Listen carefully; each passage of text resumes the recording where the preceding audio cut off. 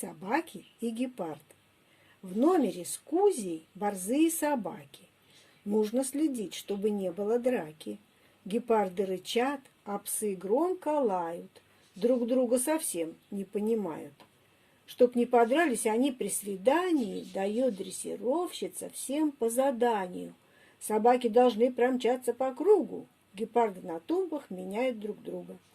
Бьют барабаны, трубы звучат, лают собаки, гепарды рычат, а дрессировщица в центре арены взмахом руки регулирует сцены, ставит рычащих хищников в стойку, номер проводит умело и стойко.